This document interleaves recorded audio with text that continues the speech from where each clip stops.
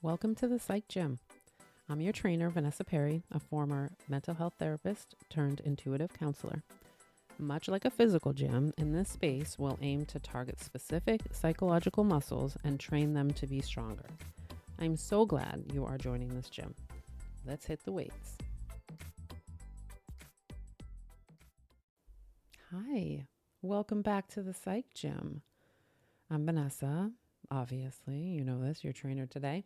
And we are diving into something I think that every single one of us can understand better, especially if you care about building strong, meaningful relationships.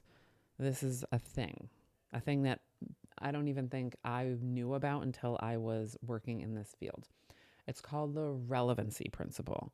Yes, it feels very psychology blah, right? Like it feels a little clinical to say things like that, but you know, we need words and we need labels sometimes to help us connect.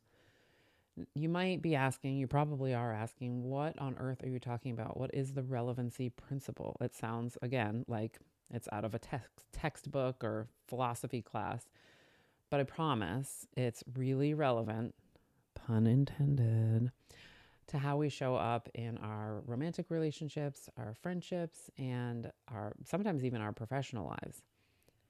So what is it? Let's get into it. The relevancy principle is basically the idea that people, um, subconsciously or consciously, prioritize and maintain relationships that are most relevant to their current life circumstances, values, or goals. Right? Makes sense. People like to be around like or are comfortable around like. But think about it. When your life changes, you get a new job, you go through a breakup, you move to a different city, me all the time, your relationships shift. Some of them are going to grow stronger, others are going to fade or change in a different way. And it's not always personal, it's just about relevance. So, in other words, who and what feels most aligned with where I am right now? That is what our brains and our hearts tend to latch onto. So, if you really think about it, that definitely makes sense because in order to feel comfortable, we have to feel connected, right? So, why does this matter? I mean, it's pretty obvious, but I'm going to tell you anyway, just in case. So many conflicts in relationships come from trying to force relevance where there isn't any anymore. Okay, so like sit with that for 1 second and think about times where you've done that, where we've, kind of been grave digging for maybe nostalgic reasons instead of being somewhat realistic about where we're actually at. Maybe you have outgrown a relationship or a friendship, or maybe they outgrew you because they went in a different direction. Maybe you're both trying to hold on to a dynamic that fit 5 years ago, but is somewhat outdated. It shows up in subtle ways. It's not always, a clean break, if you will. You just don't call each other as often or text each other that often. You stop kind of sharing the things that are going on in your lives as much. And the energy feels a little weird. The truth is, usually when this happens, you both changed in one way or another, and neither of you is as relevant as you used to be, which is okay. Okay. This is not about, hey, how do we like break up all of our friendships because we've grown? So I want to make that very clear. What I'm trying to do is present this concept as a way of using it as a tool to evolve your relationships, if possible. Right? We're like everything. We're gonna have to be in awareness. We're gonna have to be a really good detective. We're going to have to understand where we're at in order to figure out what tools we need to use. So this is part of that, right? So that we can use some sort of tool to reconnect. What's not okay is completely ignoring it. Ignoring the shift is going to create resentment, unmet expectations, and a ton of emotional confusion because we don't know what the fuck's going on. right? Things used to be a certain way. They're not anymore. Nobody's talked about it. We don't understand. And so there go our brains with the stories. Oh, the stories. If you haven't heard Brene Brown speak, she talks about the story that I'm telling myself. And my God, as soon as I heard that, I was like, this is life changing and I'm going to use it forever. And I do. I use it all the time. I've used it multiple times in the past week in order to allow myself to shift through the things that are going on in my head of what I believe is happening in certain situations and be able to communicate with the people that it has something to do with so that we can shift relevancy is really what is happening, right? Things are a little bit different and my brain is freaking out. And so we need to like kind of connect differently, whatever differently means. So how do we use this? How do we use it constructively so that we can be healthy in our connections with people? First, you can check in with yourself regularly. I mean, super obvious, but how often do we not do it, right? Because we have all of these programmings in the way, all of these things that say, hey, that's your best friend since forever. And so that's your best friend since forever. So we're not really checking in with ourselves to say, have our relationships, or has our relationship shifted a little bit? And do I feel like we have other ways to connect, or is the connection that we used to have just not quite going to be that strong? We have to be able to ask ourselves when we look around, because we know that concept of, being the sum of the people around you. We hear it all the time, but are you really using that? And again, this is not a tool to kick people out of your life because they're not cool enough or good enough or any of that shit. Because y'all know I'm not into that at all. But I definitely am into being able to cultivate your inner circle where you spend the most time or where you have the most energy connections, being supportive of where you're at and where you want to be. So, who feels aligned with your current growth and values? These are questions you can ask yourself. Are you keeping someone in your life out of obligation, nostalgia, or guilt? I mean, y'all, family fits in here too. I do not want you to think that this is just about relationships and friendships. Family, right? Just because, like, if our only relevancy point is that we were born into the same family, I don't know, man. Like, it's okay to obviously keep people like that in your life, but don't try to force different relevancy. Just let it be what it is. That way, everybody's free. Nobody feels weird. Nobody feels pressured. And it just doesn't get like awkward and highly emotional for no reason, because we just don't have to do that. We can be small relevant with people and still enjoy our connections. This is not about, hey, you're not relevant in my life, see you later. It's just being honest with ourselves, which is, the next thing on my list. Be honest when something no longer fits. My least favorite thing. Oh my God. I have struggled so much with this. It's not even funny. Some of it comes from my own traumas and maybe a little bit of just kind of being a Libra. We like to be liked. And when we're not liked, it's kind of weird. And so we will chameleon sometimes and we'll stress and we'll people please because we don't want to let other people down. It's not even really about us sometimes. We want to be liked because we don't want other people to experience us negatively. It sounds so weird, right? Because it sounds like it's an ego thing, but at the same time, if you don't have a really great self-esteem, which I didn't before, I wasn't feeling any of that ego wise. I was just like, okay, I need to make sure that I show up in people's lives and be a light, a ray of light so that they're happy. Lord have mercy, right? I've worked so hard on this to just not do it because it was exhausting. But I had to be honest with myself. I had to be honest when I still loved people, and I still do love people that have been in my lives, and have to let them go a little bit. Not all the way. It's not cruelty, it's clarity.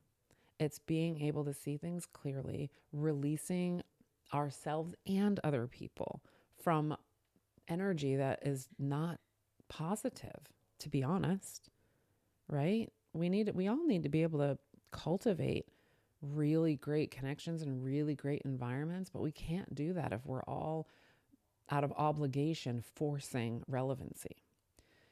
So, number 3, relevancy is a two-way street. It's not just about other people and what they're doing. You have to be able to ask yourself, am I still showing up in a way that's relevant to the people I care about? Sometimes we're the ones who have drifted and don't realize it. I am often the one who has drifted and doesn't realize it because everybody watches me. I'm all over the place because freedom is my self-theme. I get lost. I have time blindness. I am so just into experiencing as much as I possibly can. And that means sometimes I neglect my friendships. And sometimes I neglect my friendships because they're not aligned with my current craziness. I shouldn't call it craziness. That's pretty judgmental because I don't feel crazy. I feel free and happy and expansive.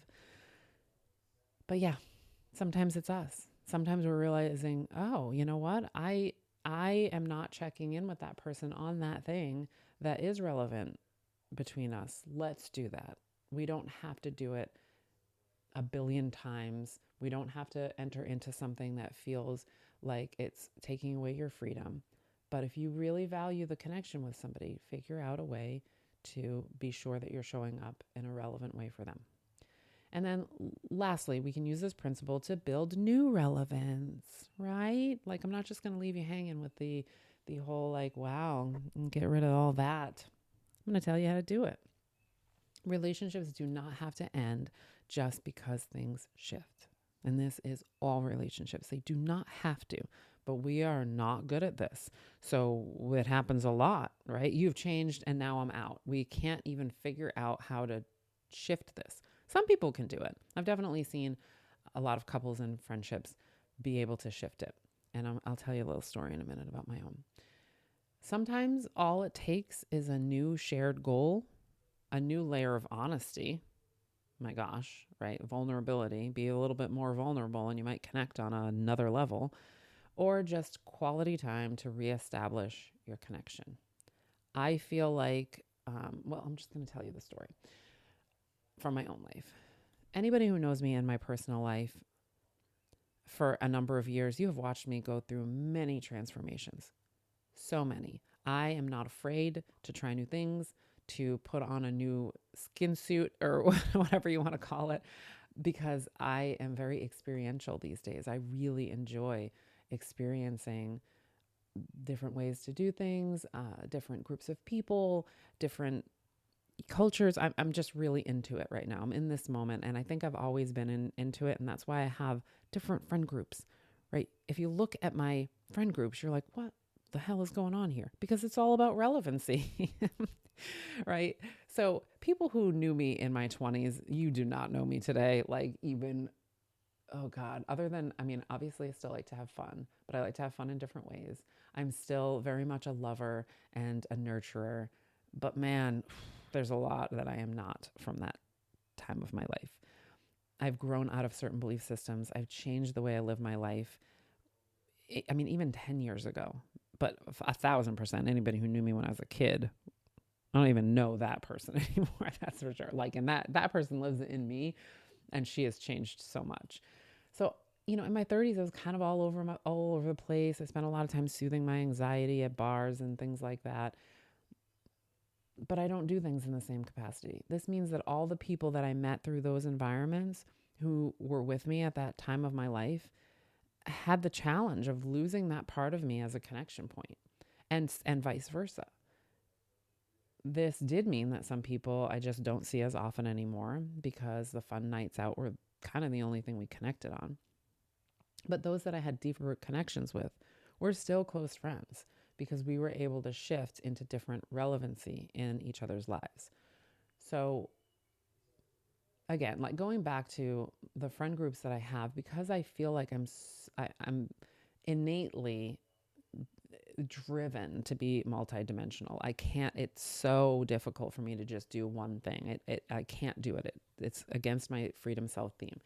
So when you look at my friend groups, there's a lot of distinct groups that are my friend groups based on relevancy of a part of my life, right? We have my athlete friends, my hockey girls and guys, and yes, we connect on that level, and we connect on all the things that come with hockey. If you're not in a hockey community, I think sometimes it's really difficult to understand, but there's just a different thing that goes on in that community. And so we connect on that level.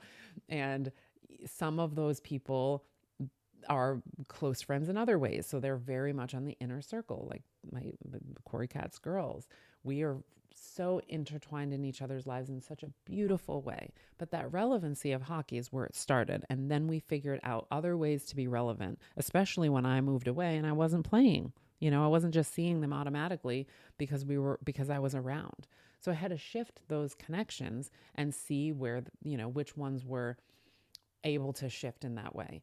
And I have a lot of friends that were in bands and in the band scene in New Jersey.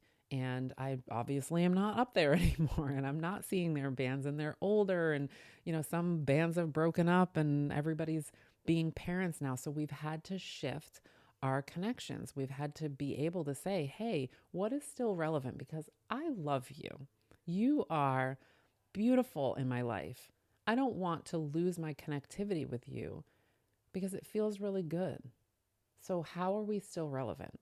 And what level does that exist in our lives? And so there are some people that we're more acquaintance like right now, with still that deep knowledge and feeling of, hey, you show up at my door, I got something for you, right? Like there's that love there. But we're not doing the same things that we were doing before. And again, like I know it sounds a lot like I grew out of you, and we don't really like to think about that. In some ways it can be true, but mostly it's about connectivity and what we're choosing to vibe with in our lives at that time, and how we're choosing to vibe with the people that we have in our lives.